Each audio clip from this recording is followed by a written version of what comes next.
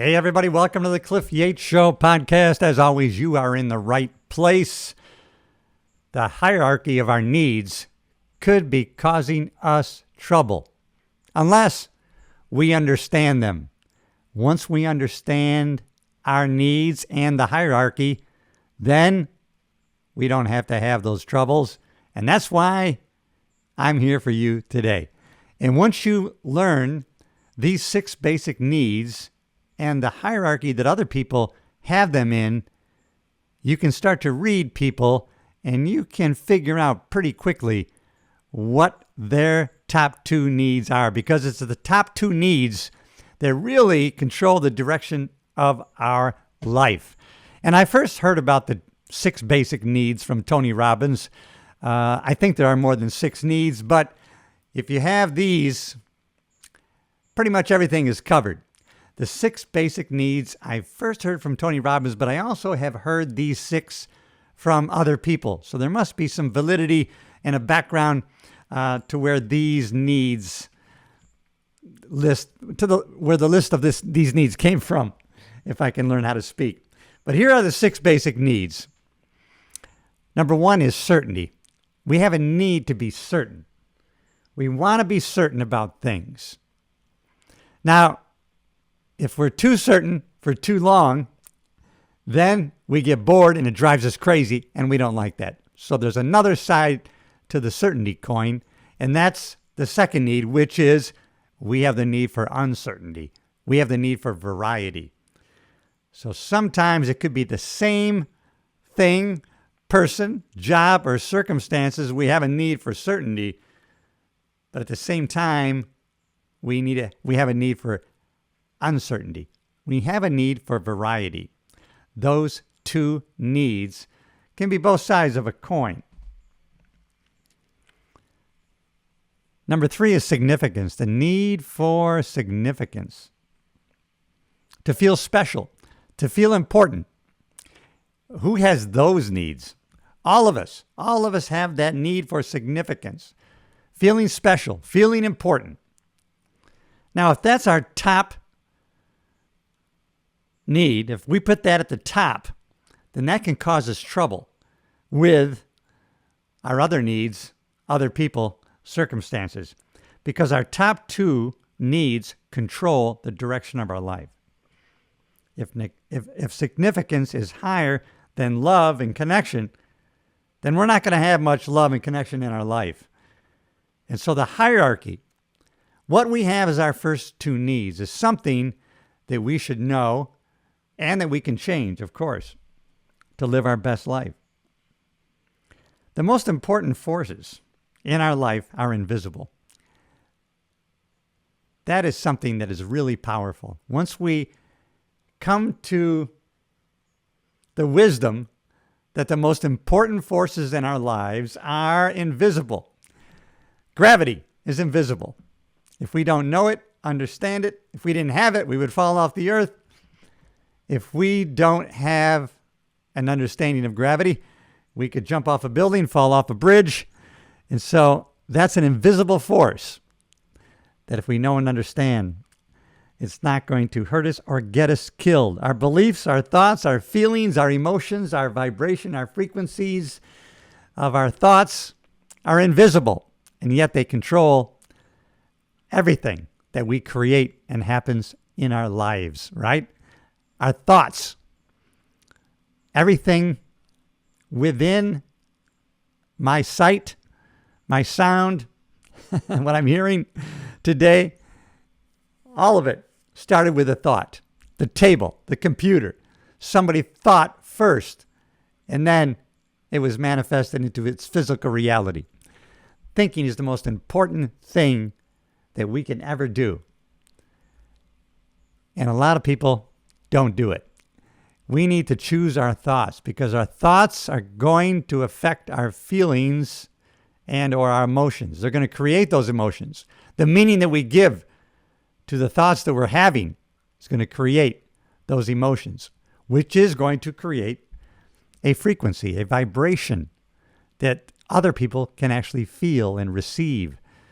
And I keep learning more and more about the law of attraction. That movie, The Secret, became viral because of the law of attraction. But really, the law of vibration preceded the law of attraction. The vibration that we have through our emotions and feelings, the higher vibrations of joy, gratitude, happiness, fun, love, those are the higher frequencies, the higher vibrations. And that's what we're going to magnetize and attract to us. Circumstances, people, things that we plant in our subconscious mind with strong emotions are going to put forces in motion, invisible forces that are going to work behind the scenes, and they're going to manifest and create the physical reality of our strong thoughts and emotions that were planted in our subconscious mind. And that's powerful stuff, but the most powerful forces, they're invisible. The quality of our life has everything to do with the quality of our consistent emotions. That's why the more we can get wisdom, the better we can get at changing our state when we need it, the higher the quality of life we're going to have. This is exciting stuff when we put it into practice and we see the results that we can get. I've been putting this stuff into practice for the past 40 years. The results I've gotten have been fantastic. And I just can't help but learn more and share everything that I learn. Having a positive impact on some other person, there's no greater joy to me. So we got the first three: certainty, uncertainty, significance, and number 4, love and connection. Number 4, love and connection. And connection is not the same as love. We can connect with the community. We can connect with God. We can connect with nature. But it's not the same as love. Now, sometimes people will have a deep, meaningful love, and something happens. There's heartbreak and despair. And people decide, I'm never doing that again. That pain is too much. I'm done. And then they settle for the crumbs of connection only. But there's no greater joy than having a loving relationship, a loving partnership with someone, especially if you can support them and you know the hierarchy of their needs and you can help them meet those needs. You know, when you can have a loving relationship like that, there's no greater joy to share special moments and life with. At the same time that you have this identity as a couple together, at the same time, you can respect and enjoy the individuality of each other. You can respect and support your partner's individuality and that they still have a singular identity. And when each of you does that, you become a powerful team, unstoppable, no greater joy, and you share that with other people.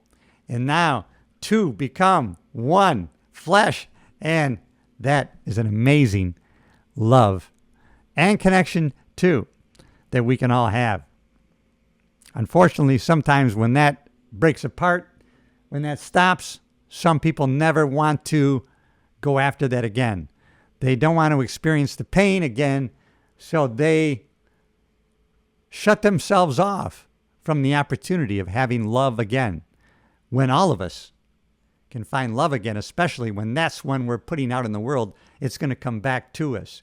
When you're open to other people having an opportunity to connect with you in a real raw way, and you're open-hearted, open-minded, that's when you're going to be attracting that which you're putting out into the world. Oh, I love studying this stuff. I like sharing it with you. If you haven't already, subscribe to the channel. If you're listening on a podcast platform, listen, follow the show, like, leave me a comment, heart it, whatever it says you can do. And if you're listening on a podcast platform, then head on over to YouTube. Hey, subscribe to the channel, like, share, leave me a comment. My channel is still tiny enough that I can respond to all comments. Love and connection, number 4. And the first 4, Tony Robbins says, are the basic needs. We need those 4. Now, number 5 is growth. We should be growing all the time. We want to continue to grow. If you're not growing, you are dying. And when you're growing, you're making progress. And there's no other way to have life fulfillment, joy in your life, and happiness unless you're making progress towards a worthy goal and or ambition. That is the key to having a satisfying, fulfilling life. There's a lot of people who get a lot of things. They achieve a lot of things, and they're miserable. They're suicidal. They're unhappy. And they're not good people because they haven't figured out their hierarchy of their needs and that they need to be growing. Because if you're growing and making progress, then you have the ability to have more and give. And when you have enough to give, that leads you to the 6th need, which is contribution. If it's me, me, me all the time, that can only lead to so much happiness, joy, and life fulfillment. It's going to be limited, restricted. What happens when we have an amazing experience, something great we experience? The first thing we want to do is share it. A lot of people just share it on social media. We want to share it with somebody else. We want to share it with a loved one. It magnifies the experience when we share it with somebody else. So if your hierarchy of needs is significance over love and connection, growth and contribution, you're not going to have much love in your life or connection or growth or contribution. If you have growth in your life, if you're constantly growing and you're connecting and loving and you're contributing, then the rest of the needs are going to fall into place. So it's very important to know the hierarchy of your needs. When I first was learning about these needs many years ago when I was following Tony Robbins for the first time, I started to notice the hierarchy of these needs in other people and other groups. Working South Central Los Angeles as an LA County deputy sheriff, I could see the gang culture, and I could see why some young kids were attracted to and joined a gang, because more of the 6 basic needs were being met by the gang than was being met by their home life. Right? A gang life will get you certainty, for sure, in certain ways. It definitely will get you uncertainty. There definitely will be variety. And you're going to have significance in the gang. A young kid can gain significance. And he can do that in several different ways. A lot of times a young gang member would attack a police officer, get beaten down and taken to jail because they would raise their significance in the gang by getting arrested, going to juvenile hall, shooting somebody else. They gain significance.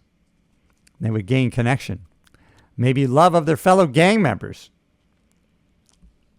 So I saw that the gang members were getting a lot of their needs met, these 6 needs, by being part of the gang. And the kids that would be attracted to joining the gang were not having these needs met in their home life. It's an interesting study of these needs as you apply them to other people, other cultures, and other groups. Now, police work, law enforcement is the same way. I think that's one of the reasons not only do people join to serve and to help people and to be there for victims as police officers, but the bottom line is we get joy from the work because of the needs that are met. Right? We have certainty when you join the law enforcement family.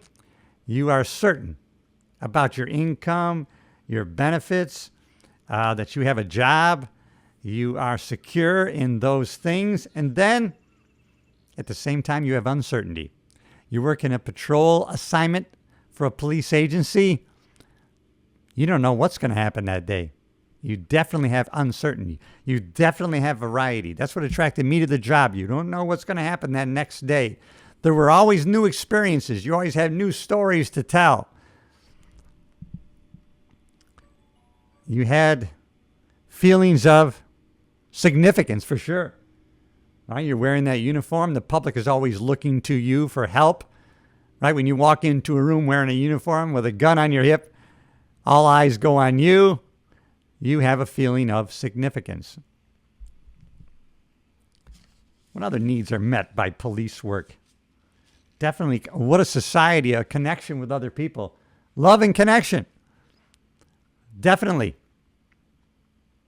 A lot of love between your brothers and sisters in the police field, because you share, when you start sharing life and death situations, high stress situations with other people, it brings you together in a certain way that other people might not understand, or they won't have that level of connection.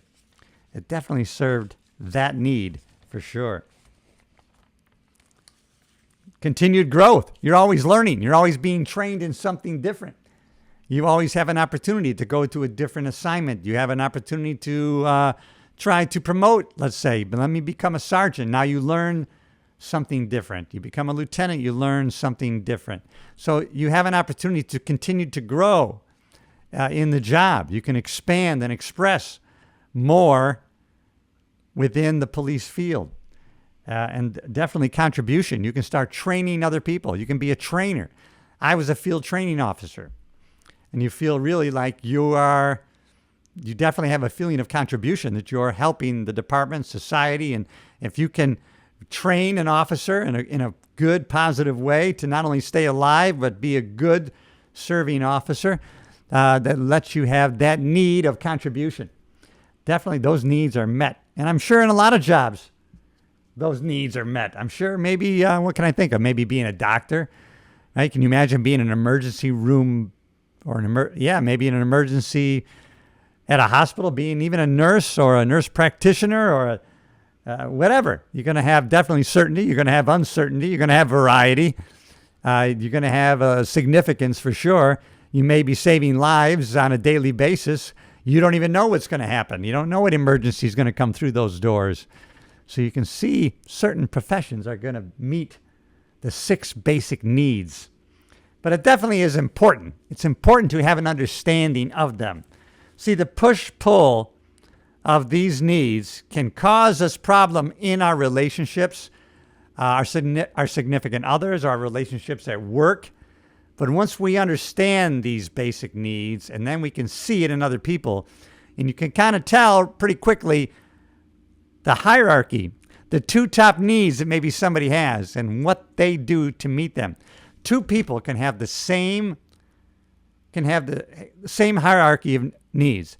They can have the same top 2 needs, but they can go at meeting those needs in a different way that might cause them trouble, friction. And so it's important. And if both people in a relationship can understand the hierarchy of needs, I think that will lead to better communication, better relationships, better love and connection, better significance, better variety, better certainty, uncertainty, definitely growth and contribution. Wow, you can have all these needs met. Hey, everybody, I hope this episode enlightened you in some way about the 6 basic needs. If you haven't already, check them out and learn what yours are. Learn the hierarchy of your needs and maybe take a close look at changing them. Figure out what your top 2 needs are in your hierarchy, because those are driving the direction of your life. All right, everybody. You know you're in the right place, so subscribe to the channel, like, share, comment, and I will see you in the next episode.